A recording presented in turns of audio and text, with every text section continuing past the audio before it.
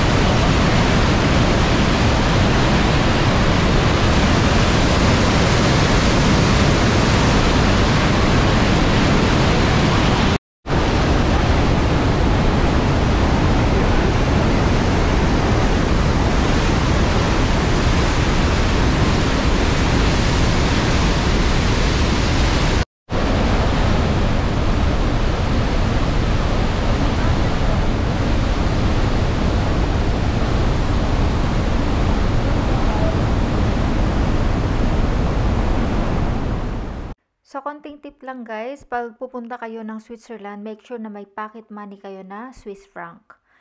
Kasi may mga katulad niyan, nag-hotel kami, merong mga hotel na ayaw nilang tumanggap ng euro.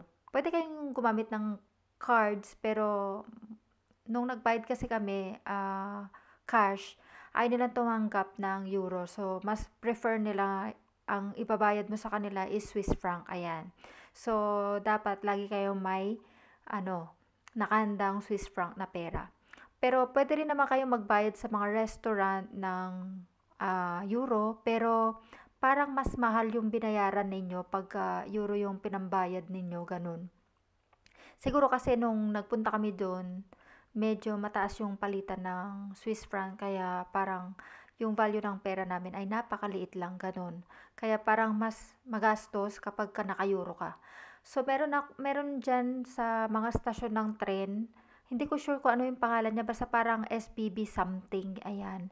So, sa mga ganun, pwede kayo magpapalit ng pera ninyo, ayan. Any currency, nagpapalit sila, pero wala naman yata ang service charge, ayan. So, yun. So, para at least meron kayong idea kung saan kayo magpapapalit ng euro or ng inyong pera. Yun lang.